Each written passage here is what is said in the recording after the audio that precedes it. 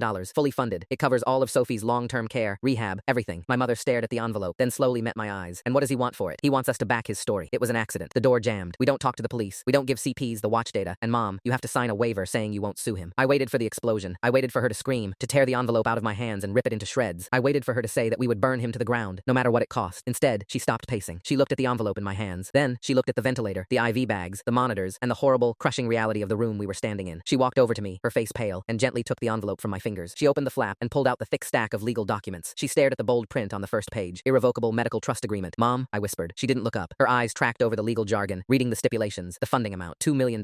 Mom, we can't let him get away with this, I pleaded, my voice cracking. He let her choke. I heard him. Margaret closed her eyes. A single tear escaped, cutting a clean line down her ruined makeup. When she opened her eyes again, they were completely dead. The furious, protective mother who had slapped my father across the face an hour ago was gone. In her place was a woman who had just done the math on her daughter's survival. She looked at me, her voice barely a whisper, but it cut through the hum of the machines like a knife. David, I have $11,000 in my savings account. That won't even cover the helicopter ride she might need to a specialty clinic. We can figure it out, I begged, stepping toward her. We can set up a GoFundMe. We can take out loans. We can't let him buy us. A GoFundMe? She laughed, a bitter, broken sound that scraped against my nerves. Do you think internet charity is going to pay 40 grand a month for the next 10 years? Do you think the bank is going to give me a $2 million loan on a $60,000 salary? Mom, he almost killed her. I know, she screamed, startling a nurse walking past the glass doors outside. She lowered her voice, trembling violently. I know he did. I know he is a monster, but the monster has the money to keep her alive. She looked back down at the papers. Her thumb brushed over the signature line at the bottom. If she wakes up and she can't walk, or she can't feed herself, I cannot afford to take care of her. David, I will lose the house. We will lose everything, and she will end up in some state-run facility where they turn her over once a day so she doesn't get bed sores. She dropped the papers onto the small hospital table beside the bed. She leaned over Sophie, kissing her forehead, her tears dripping onto the pristine white bandages, securing the breathing tube. Don't send the watch data to the investigator, my mother whispered to the room, not looking at me. Mom, no, you can't ask me to do that. I am not asking you, she said, her voice suddenly iron hard. She turned around and faced me, her eyes locked onto mine. I am telling you, you delete the screenshots. You tell the CP's worker you were confused and panicked. You tell them you didn't see anything on the cameras. You tell them it was an accident. I felt the floor drop out from under me. I was completely alone. My sister was unconscious. My father was a sociopath, and my mother had just surrendered. I can't, I choked out, stepping back toward the door. I won't lie for him. Then you will be the reason she doesn't get the care she needs, she hissed, stepping toward me. Do you want to be right, David? Or do you want your sister to have a life? Before I could answer, the heart monitor beside Sophie's bed suddenly spiked. The steady, rhythmic beep turned into a frantic, erratic screech. The ventilator alarm triggered, a piercing red light flashing on the console. My mother screamed, backing away from the bed. I froze, my eyes locked on the monitor. Her heart rate was skyrocketing. 160, 180, 195. The glass doors flew open. Dr. Aldrich rushed in, followed immediately by a nurse, Wren Drent, according to her badge. She shoved past me, grabbing a crash cart from the hallway. What's happening? My mother shrieked, grabbing Dr. Aldrich's arm. She's having a secondary biphasic reaction. Dr. Aldrich yelled over the alarms. The peanut protein was absorbed into her GI tract. It's hitting her bloodstream again. Nurse, push another 3 of epi. Stat. We're losing her airway pressure. I thought you gave her steroids, I yelled, the panic clawing its way back up my throat. Sometimes it's not enough, Dr. Aldrich said grimly, watching the monitor as Wren slammed a syringe into Sophie's the fourth port. Her body is in severe shock. We need to stabilize the pressure before her heart gives out. Pushing epi, Wren confirmed, her hands flying over the medical equipment. The alarms kept screaming. The numbers on the screen fluctuated wildly, glowing a harsh, unforgiving red in the dim room. My mother fell to her knees by the window, her hands clasped over her ears, sobbing violently into the floor. I stood in the corner, clutching the manila envelope against my chest. $2 million, a faulty door lock, a tragic accident. I watched the doctors fight to keep my sister's heart beating, knowing that the man who caused all of this was probably sleeping peacefully in his custom-made bed, knowing that by Monday morning he would own us all. The alarms finally stopped screaming. Dr. Aldrich stepped back, his chest heaving under his scrubs, wiping a sheen of sweat from his forehead with the back of his wrist. Wren, the nurse, was already hanging a new bag of fluids, her movements sharp and practiced. The erratic red lines on the monitor slowly settled back into a steady, rhythmic green wave. She stabilized, Dr. Aldrich said, though his voice was completely devoid of relief. He looked at my mother, who was still curled on the floor by the window, her hands covering her face. Margaret, we got her back, but that second drop in oxygen, it compounded the damage. Her heart took a massive hit. My mother didn't look up. She just nodded against the linoleum, a pathetic, broken gesture. I looked back down at the envelope in my hands. The heavy, cream-colored paper felt like it was burning my skin. I set it down on the rolling tray next to Sophie's bed and walked over to my mom, putting a hand on her shaking shoulder. She flinched away from my touch. She pushed herself up off the floor, her joints popping, looking 10 years older than she had when she walked into the hospital. She walked past me, past the doctor, and picked up the envelope. She didn't say a word. She just pulled out the thick stack of papers, found a black ballpoint pen sitting on the nurse's charting station, and flipped to the last page. Mom, I warned, my voice tight. Don't. She ignored me. She pressed the pen to the paper and signed her name on the waiver. Margaret Calloway. With 3 swift, jagged strokes, she sold my sister's justice for her survival. She put the pen hand down and turned to me. Her eyes were completely dry now, hardened into something ugly and pragmatic. Give me your phone, David. No, give me the phone, she demanded, taking a step toward me. I am not going to let your pride turn off her ventilator. He wants the screenshots deleted. He wants proof they're gone. Give it to me. I backed them up to a secure drive, Mom. Deleting them off my phone doesn't do anything, and I'm not giving you the password to my cloud. I took a step back, putting distance between us. You can sign whatever you want. You can take his money, but I am not lying for him. You selfish little boy, she whispered, her voice cracking with a venom that made my stomach drop. You think this makes you a hero? You think putting your father in jail is going to magically heal her brain? He'll hire a dozen lawyers. He'll drag it out for years, and while you're busy feeling righteous, who pays for this? She gestured wildly at the machines surrounding Sophie's bed. I'll figure it out, I said stubbornly, though the words tasted hollow even as I said them. You are 20 years old, she screamed, the sound echoing off the glass walls of the ICU. Doctor, Aldrich looked up sharply, taking a step toward us. You don't even pay your own car insurance. You have no idea how the world works. I know, he let her choke. I yelled back, the anger finally boiling over. I know he stood outside that door and listened to her dying, and now he is going to pay to keep her alive. She screamed right back, her face inches from mine. That is the price, David. That is the settlement. You will shut your mouth, you will delete those files, and you will let him pay. Everything okay in here, Doctor? Aldrich interrupted, his voice a low, authoritative rumble. He stepped between us, his eyes darting between my mother's furious face and my clenched fists. This is a sterile environment, and my patient needs rest. If you two need to have this conversation, you need to have it outside. My mother took a shuddering breath, smoothing her hands over her wrinkled coat. I'm sorry, Doctor. It's a lot. I know it is, he said gently, though his eyes remained wary. But I need you to keep your voices down. I didn't wait for her to say anything else. I turned around and walked out of the ICU, pushing through the heavy double doors and letting them slam shut behind me. I walked down the long, sterile hallway, the fluorescent lights buzzing overhead like a swarm of angry bees. I didn't know where I was going. I just needed to get away from the smell of antiseptic and the sound of my mother giving up. I ended up in the hospital cafeteria on the ground floor. It was completely deserted at 5 in the morning, save for a single janitor mopping the floor near the soda fountains. The air smelled of stale coffee and industrial bleach. I bought a black coffee from a vending machine, the paper cup scalding my fingers, and sat down in a plastic booth in the darkest corner I could find. I pulled out my phone. I opened the cloud drive. The screenshot of Sophie's watch data was right there, a jagged red line showing exactly how long my father had let her suffocate. I stared at it until the numbers blurred together. I heard the clack of heels on the linoleum before I saw her. I looked up. Tiffany was walking through the cafeteria entrance. She was still wearing the beige cashmere lounge set, but she had touched up her makeup. She held a sleek leather handbag over one shoulder and carried 2 fresh cups of coffee from a high-end cafe across the street. She spotted me in the corner and walked straight over, sliding into the booth across from me without asking. She set one of the coffees down in front of me. That vending machine stuff is garbage, she said smoothly, leaning back against the plastic seat. I got you an Americano. I didn't touch it. I just looked at her. I thought you and Dad went home to shower. We did, she said, taking a delicate sip from her own cup. Richard is sleeping. I volunteered to come back and check on things. Whitmore called us. He said your mother signed the trust paperwork. She did, I said flatly. She traded Sophie for a check. Tiffany sighed, a soft, patronizing sound. She reached into her leather bag and pulled out a small, folded piece of paper. She slid it across the sticky cafeteria table toward me. Richard isn't a monster, David, she said quietly. He's just a man who understands consequences. He knows you're angry. He knows you feel protective of your sister, and he knows that you're struggling to afford your out-of-state tuition in Boston. I looked down at the folded paper. I didn't touch it. What is that? It's a cashier's check, she said, her perfectly manicured fingernail tapping the edge of the paper. For $80,000. It covers the rest of your undergrad, your rent, and gives you a nice cushion for when you graduate. It's a gift from your father. A cold, heavy silence settled over the table. The hum of the vending machines in the background suddenly sounded deafening. He's paying me off too, I said, my voice barely above a whisper. Tiffany leaned forward, dropping the polite maternal act. Her eyes hardened, and for the first time, I saw the ruthless calculation that had allowed a 24-year-old to marry a man 30 years her senior. I'm going to tell you something, David, and I need you to listen to me very carefully, she said, her voice dropping to a low, intense register. You think you have the high ground here. You think you're fighting the good fight, but you don't understand the game you're playing. She glanced over her shoulder to make sure the janitor was still out of earshot, then looked back at me. Do you really think the door was the only thing Richard controlled last night? She asked, a cruel little smile playing at the corner of her mouth. When Sophie first went into the bathroom and started coughing, one of the catering staff heard her, a busboy. He started walking down the hallway to check on her. My blood ran cold. What? Richard intercepted him, Tiffany said softly. He told the staff that my new rescue dog was locked in the guest wing and was highly aggressive. He ordered the catering manager to keep all staff strictly in the dining room and kitchen. He created a perimeter. I stared at her, horrified. You're insane, both of you. That's premeditated. It's control, she corrected smoothly. Richard doesn't leave things to chance. The watch data you have, the little heart rate graph, it proves she had a medical emergency. It doesn't prove why the door didn't open. The door was an antique. It stuck. That's the story. And Whitmore Thorne has a team of forensic engineers on retainer who will swear under oath that the locking mechanism was mechanically prone to jamming under pressure. She pushed the cashier's check a fraction of an inch closer to me. You give the data to the CPS worker, and you know what happens? Nothing, Tiffany said, her voice dripping with absolute certainty. They open a file. Whitmore buries them in paperwork. The police look at it, see a wealthy father with a solid alibi and expert witnesses, and they drop it. But in the meantime, the Vertex deal falls through because of the bad press. Richard loses his company. The medical trust he set up for Sophie is dissolved in the bankruptcy. Your mother loses her house trying to pay for the hospital bills, and Sophie rots in a state-funded bed. She took another sip of her coffee, her eyes locked on mine. You don't have a winning hand, David. You just have a grenade. If you pull the pin, you blow up your entire family. Richard survives. Men like Richard always survive. He'll file Chapter 11, hide his personal assets in offshore LLCs, and start a new company in 2 years. But you, your mother, Sophie, you'll be ruined. I looked at the check sitting on the table. $80,000. Financial freedom. No more student loans. No more working night shifts at the library. All I had to do was let him get away with it. Why are you telling me about the busboy? I asked, my voice shaking. If you're trying to convince me it was an accident, why tell me he deliberately kept people away? Tiffany smiled, a genuine, terrifying smile. Because I want you to understand exactly who you're dealing with. He didn't just ignore her, David. He managed the situation. He contained it. You are outmatched. Take the check. Delete the cloud backup. Go back to Boston and live your life. She stood up, smoothing the front of her cashmere sweater. She picked up her expensive handbag and slung it over her shoulder. The CPS worker, Cora Fairfax, is coming back at 8 lam. to take your official statement, Tiffany said, checking her gold wristwatch. That gives you 2.5 hours to decide if you want to be a martyr or if you want to be smart. She turned and walked out of the cafeteria, her heels clicking rhythmically against the floor, leaving me alone with the cold vending machine coffee and an $80,000 bribe. I sat there for a long time. I didn't touch the check. My mind was racing, replaying everything Tiffany had just said. The busboy, the quarantine, the forensic engineers. She was right about one thing. My father had unlimited resources. Whitmore Thorne wasn't just a lawyer, he was a fixer. They had anticipated my every move. They had neutralized my mother with the medical trust. They were trying to neutralize me with tuition money. I pulled my phone out again. I looked at the time. 5:45 am. I couldn't talk to my mom. She had already surrendered. I couldn't talk to the police. Not yet. Not without something concrete that Whitmore couldn't spin. Then I thought about the busboy. Tiffany told me that to intimidate me, to show me how airtight their control of the house was, but she had also just handed me a loose thread. My father controlled the cameras. He controlled his wife. He controlled the narrative. But catering staff, those were contractors. College kids and gig workers hired for the night. Men like my father didn't see them as people. They saw them as props. And props didn't sign non-disclosure agreements before pouring champagne. I opened the web browser on my phone. I didn't know which catering company Tiffany had used, but I knew my stepmother. She was obsessed with status. She wouldn't have used a generic corporate caterer for a dinner with the CEO of Vertex. She would have used one of the elite boutique culinary services in Westport. There were only about 4 of them that handled high-end estate galas. I started searching. I pulled up the Instagram pages for the top 4 luxury caterers in the area. I skipped past the food photos and went straight to the tagged photos and stories from the night before. Nothing on the first 3, just generic stock images of truffles and wine pairings. Then I clicked on the 4th one, Crescent and Vine Culinary. Their latest Instagram story, posted 9 hours ago, was a quick boomerang video of a pristine modern kitchen. In the background, a massive marble island was covered in prep stations. I recognized the kitchen. It was my father's. The custom dark wood cabinets and the massive copper range hood were unmistakable. I paused the story and zoomed in. In the background of the video, 3 staff members were prepping hors d'oeuvres, 2 women and a young guy in a black apron. I took a screenshot of the kid in the black apron. He looked about my age, maybe a little younger. He had dark curly hair and a distinct thick silver chain around his neck. If my father had stopped someone in the hallway, if someone had heard Sophie coughing and banging on that door, it was one of the people in this crew. I looked at the check on the table again. I reached out, picked it up, and tore it exactly in half. Then I tore it in half again. I dumped the pieces into the trash can next to the vending machine. I didn't have unlimited money. I didn't have a fixer, but I had 2 hours before the C-Piece investigator showed up, and I had the name of the catering company. I opened the Instagram page for Crescent and Vine Culinary and clicked on their profile. 523 followers. I scrolled through the tagged posts until I found a comment under the story screenshot. Sick kitchen tonight, guys. Posted by an account called @mateo.ruiz.chef. Same silver chain necklace. Same black apron. I sent him a direct message. My fingers were shaking. Hey, you were at the Callaway event in Westport tonight. I'm the brother of the girl who got taken to the hospital. Please call me. It's urgent. She's still in a coma. I hit send, put the phone on the table, and stared at it like I could will a response into existence. Nothing. 2 minutes. 3, 5. I stood up, tossed the torn check into the trash, and walked to the elevator. I couldn't just sit there. It was just after 6 in the morning. Maybe he was still awake. Maybe he'd just crashed after a long catering shift and had his phone on silent. The elevator opened. I stepped in and pressed 3. Then my phone vibrated. An Instagram notification. Mateo.ruiz.chef has replied to your message. I yanked the phone up. I don't know if I should talk. The guy from the party told the catering manager we weren't supposed to say anything. Said something about trespassing charges. But I heard the girl. She was banging on the door. I wanted to help. My heart was hammering. I typed so fast I mistyped 3 times. Mateo, you're needed. Not by me. By a girl who might never wake up if you stay quiet. The man who threatened you is her father. He locked the door on purpose. He let her die. Please. 3 dots. He was typing. Where are you? Mateo Ruiz was 22 years old, finishing his bachelor's in culinary management and picking up gig work on the side. He met me in the hospital lobby at 7:13, still in his black work pants, eyes red from no sleep. He was shorter than I'd expected, but he held my gaze when he shook my hand. I haven't been able to stop thinking about it all night, he said quietly. I heard her knocking. Your father, the man in the tuxedo. He grabbed my arm and told me his dog was locked in the guest wing and I needed to stay away, or he'd have the company sued for trespassing. Mateo swallowed. I told my manager. He said just do your job and keep your head down. Would you tell that to a CPS investigator? I asked. He hesitated. 1 second that felt like an hour. Yeah, he said. Yeah, I would. Cora Fairfax arrived at exactly 8 o'clock. She was wearing the same gray pantsuit, but she had dark circles under her eyes. She probably hadn't slept either. I sat across from her in a small conference room off the nurse's station. Mateo sat beside me. I placed my phone on the table, the screenshot of Sophie's smartwatch data. Then I set it next to his Instagram account, which placed him unambiguously in my father's kitchen the night before. I told her everything. The phone call with Sophie, my father telling me he wasn't going to open the door, the security footage he'd wiped, and Tiffany's confession about the busboy. A confession she had meant as a warning, but which was really an admission. My father had deliberately prevented anyone from reaching Sophie. Mateo confirmed all of it. Cora wrote and wrote and wrote. When she finally set down her pen, she looked at me. David, I have to be clear that this is not a criminal proceeding. That decision sits with the DA's office, but I will be speaking with the detective division this morning. With this witness and your sister's biometric data, we are in a completely different position than we were 3 hours ago. Is it enough? I asked. To make an arrest? That's not my call. She stood up. But to deny him custody and refer this to the DA for criminal endangerment charges? She closed her binder. Yes, I believe it is. At 9:15, my father was arrested in his driveway. I wasn't there. I found out through a short text from Cora Fairfax. Arrest made. Consider taking your mother's phone before she sees the news. I was sitting in the hallway outside Sophie's room, my phone in my lap. My mother came out when one of the monitors sent a brief false alarm ping and fell silent again. She looked at me. Then, she looked at my expression. She closed her eyes. You didn't delete it, she said. No. A long silence. The hum of the hospital ventilation. The distant shuffle of an early morning nurse making her rounds. And now? Now he's been arrested, I said. And the agreement you signed is probably unenforceable because it was obtained under duress. That's what Cora's colleague said. Anyway, my mother opened her eyes. She looked at me for a long time. Not angry, not relieved, just exhausted in a way that went deeper than lost sleep. And who pays for the hospital? She asked quietly. I don't know yet, I admitted, but we'll figure it out. She leaned back against the wall and slowly slid down it until she was sitting on the linoleum floor. I sat down next to her. We didn't say anything. We just waited. 3 days later, Sophie woke up. Not dramatically, not with a gasp and a surge of film score music. She simply opened her eyes, very slowly, the way someone surfaces from a dream that has gone on too long. wrong. Her first gesture was a faint tightening of her fingers around my hand. Dr. Aldrich came to the bedside, held a pen in front of her eyes, and asked her to follow it. She did, slowly, but she did it. The coming weeks would reveal what damage remained. The neurologist talked about possible mild motor impairments, about cognitive stamina that could take months to return. Maybe, but she was awake. She was there. When the nurse stepped briefly out of the room, I leaned down close to her. Her eyes found mine, slowly, like a compass, searching for north. Hey, I whispered. Her lips moved. No sound came out, her vocal cords still raw from the intubation tube, but I could read her lips. Hey, I pressed my forehead against her hand. My shoulders gave out, and I cried. Not loudly, not dramatically, just the way you cry when you've been holding your breath for days and you finally forget that you ever stop. My father was charged 2 months later with criminal endangerment and failure to render aid. Whitmore Thorne negotiated bail down to $100,000. The Vertex acquisition was placed on hold pending the outcome of the investigation. Tiffany testified against him. I wouldn't have predicted it, but Whitmore had made it clear to her that without her own statement, she faced conspiracy charges. She chose pragmatism. Maybe that was the only thing she and my father had ever truly had in common. Mateo Ruiz was placed under witness protection by my mother's attorney. He still passed his semester with honors. And Sophie? Sophie learned to walk again in the spring, first holding on to a physical therapist, then holding on to me, then on her own, down a long, white rehabilitation corridor, one step at a time, jaw set, eyes straight ahead. I filmed every single one of those steps, not as evidence, not for a lawyer, or an investigator, or a judge, just because she deserved to have someone watching.